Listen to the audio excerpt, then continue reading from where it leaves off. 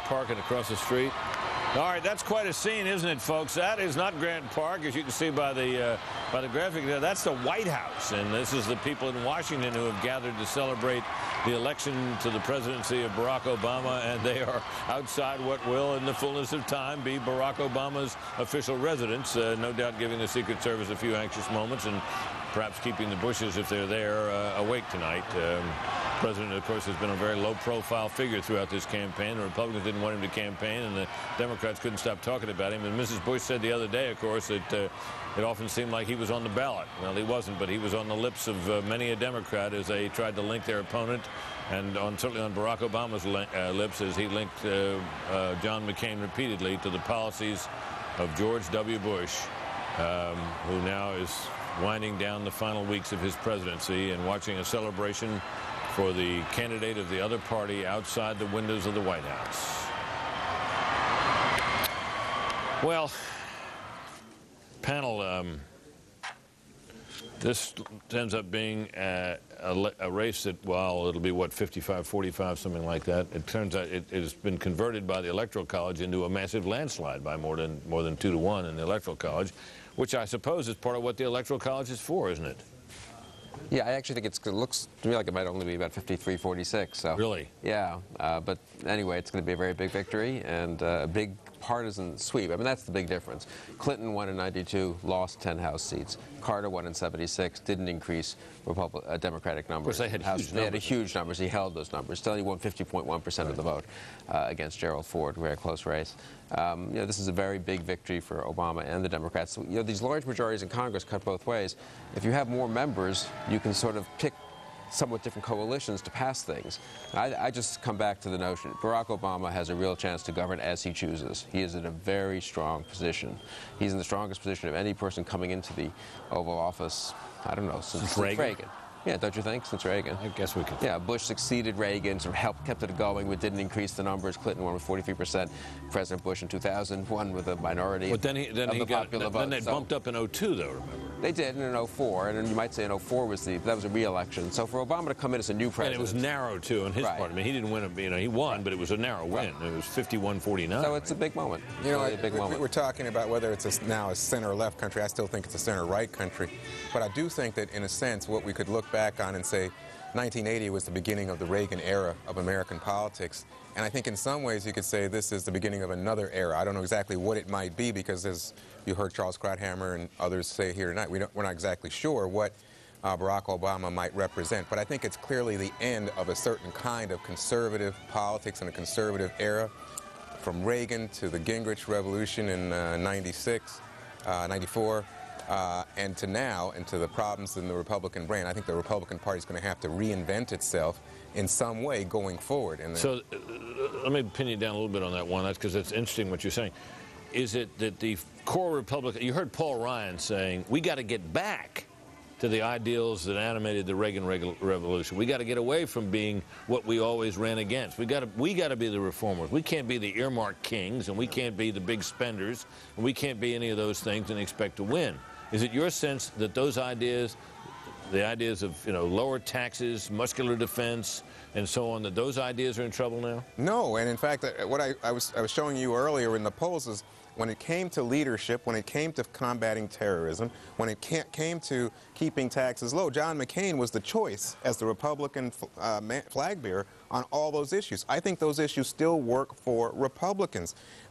When you think about strong defense in particular, I think that issue resonates greatly with the American people. When you think about strong leadership in the world, that's a Republican issue. The problem has been excesses by Republicans, the large deficit, people feeling as if it's become interventionist, involved in unnecessary wars. That's what, you know, tore at the brand. Yeah. Well, Juan, this is the moment. Here he is with those darling little girls on the night of his election to the presidency of the United States. A man by the name of Barack Hussein Obama, a man whose very name one might have thought at one point in the last recent years would have disqualified him, has now been reelected by an overwhelming Electoral College vote and by a sizable popular vote, a bigger popular vote than any Democratic president has achieved in many, many years. quite a striking achievement as we watch him and his wife Michelle and those two little girls as he prepares to acknowledge the cheers of the throng in Grant Park in Chicago on what, as we've said a number of times tonight, has turned out to be a balmy night. And look at them, they can barely get enough of him. You know, I was looking at the picture of the people in Washington, D.C. celebrating, and I have a picture. It's a lithograph of African Americans celebrating the emancipation in Lafayette Square. Right across from the White, which is where these people are tonight. It's spilled over into the street there. Yeah, and it reminds me of that kind of moment in terms of that history. You know, this year is 40 years after the death of Dr. King, and to my mind, this is you know, this is beyond anything the dreamer could have dreamed. Hello, Chicago.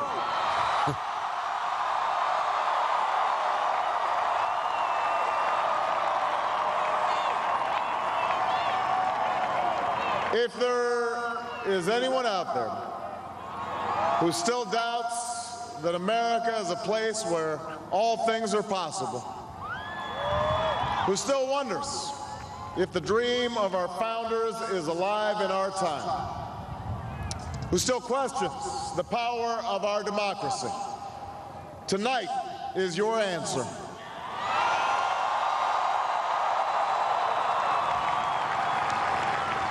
It's the answer told by lines that stretched around schools and churches in numbers this nation has never seen, by people who waited 3 hours and 4 hours, many for the first time in their lives, because they believed that this time must be different, that their voices could be that difference.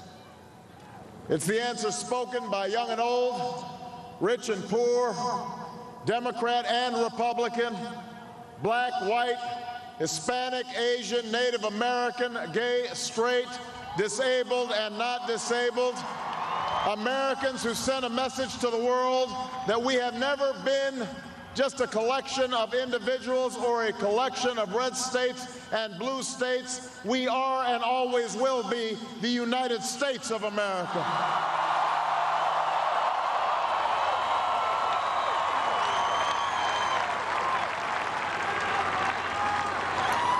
It's the answer that led those who've been told for so long by so many to be cynical and fearful and doubtful about what we can achieve, to put their hands on the arc of history and bend it once more toward the hope of a better day. It's been a long time coming, but tonight, because of what we did on this day, in this election, at this defining moment, change has come to America.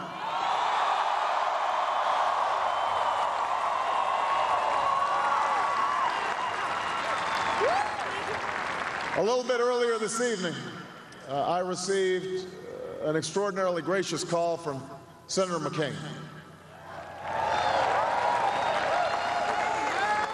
Senator McCain fought long and hard in this campaign, and he's fought even longer and harder for the country that he loves. He has endured sacrifices for America that most of us cannot begin to imagine. We are better off for the service rendered by this brave and selfless leader. I congratulate him. I congratulate Governor Palin for all that they've achieved, and I look forward to working with them to renew this nation's promise in the months ahead.